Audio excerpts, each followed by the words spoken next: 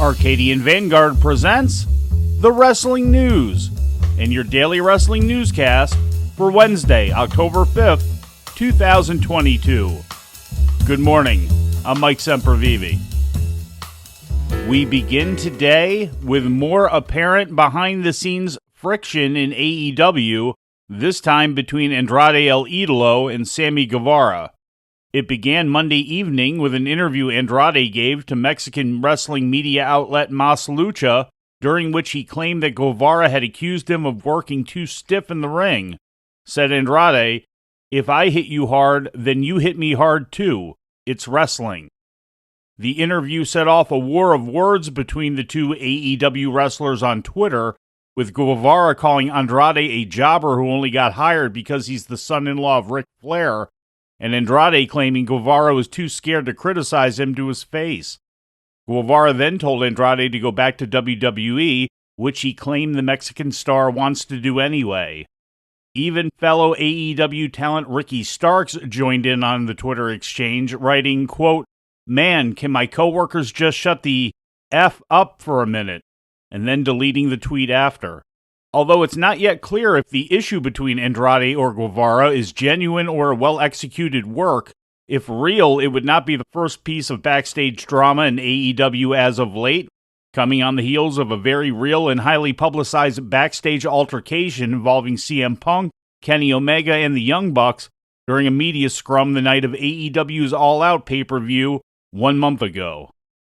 Now with a report on last night's NXT program, here is the Wrestling News' Lou Kipilman. NXT returned live last night on USA Network for the first time in 3 weeks.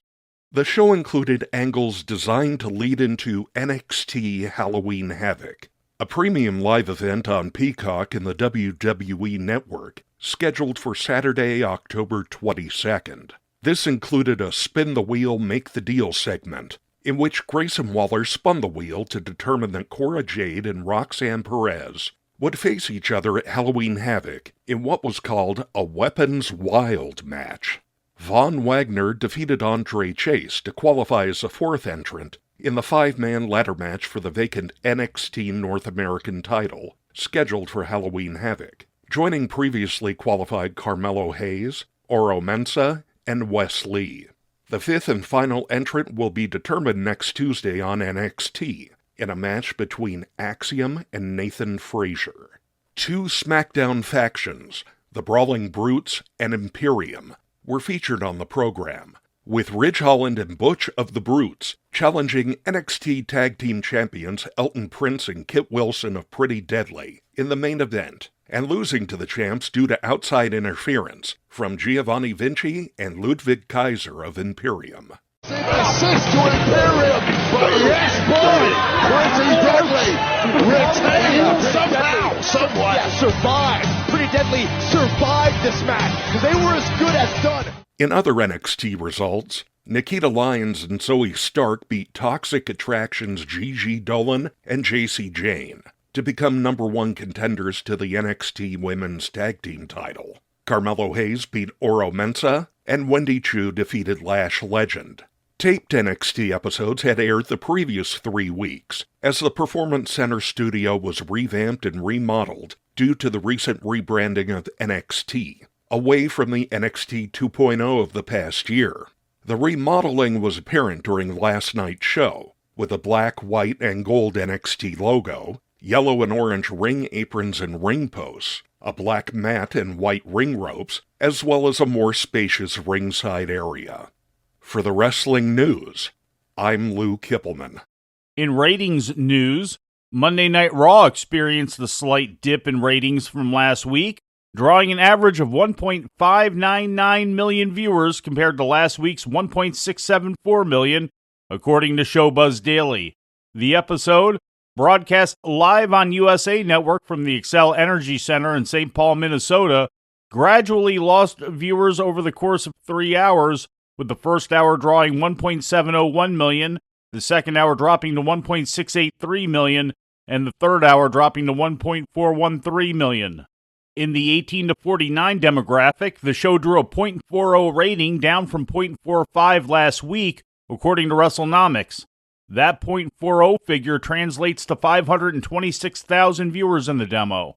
The episode ranked number 7 on cable TV for the night in the demo, a drop from number 5 last week. The Monday Night Football game on ESPN between Los Angeles and San Francisco came in at number 1.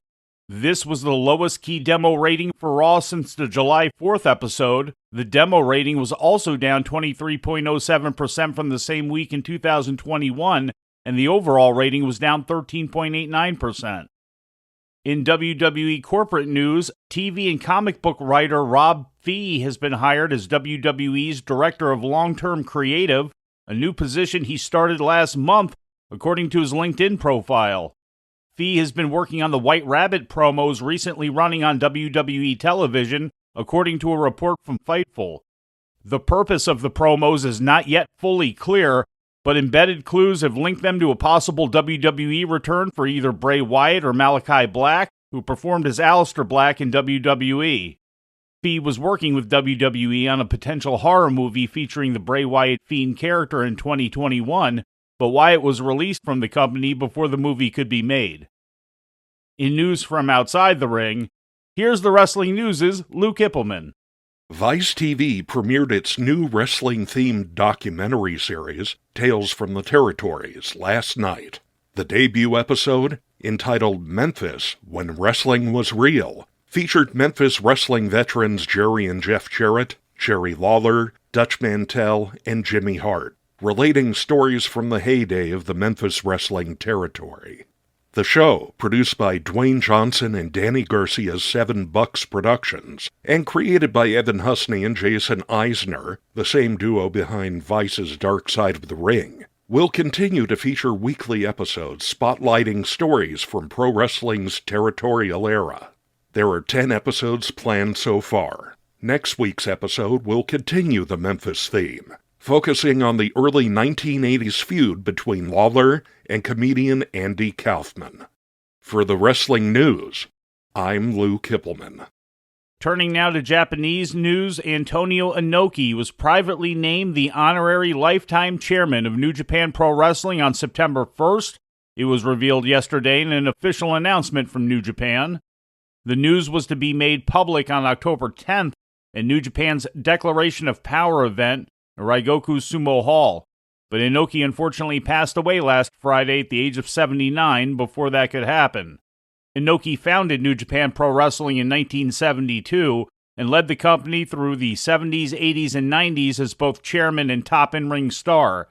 His honorary lifetime chairman honor was intended as part of the company's 50th anniversary celebration. Inoki founded New Japan Pro Wrestling in 1972 and led the company all through the 70s, 80s, and 90s as both chairman and top in-ring star. His honorary lifetime chairman honor was intended as part of the company's 50th anniversary celebration. It is to our deep sadness that this announcement cannot take place as previously planned, stated the company in an official release. However, in according to Mr. Inoki's wishes, all of us at New Japan Pro Wrestling will continue to move forward and lead the professional wrestling world to the utmost of our abilities. And before we leave you today, we'd like to remind you that however you consume your content, you can find the wrestling news 24 hours a day and 7 days a week across social media. On Twitter, follow us at Wrestling News AV. Our Facebook page is also Wrestling News AV. The Wrestling News can also be found on the Arcadian Vanguard YouTube page. And for those who utilize Amazon Echo devices, just tell Alexa to play the Wrestling News podcast. And remember to make sure you add podcast at the end. Once again, for daily updates, breaking news, and more, follow the Wrestling News across social media. And that's the news for today. If anything happens, we will be here to tell you about it. No clickbait, no paywall, just the Wrestling News. The Wrestling News is a division of Arcadian Vanguard, and the Wrestling Newscast is a production of the Arcadian Vanguard Podcast Network.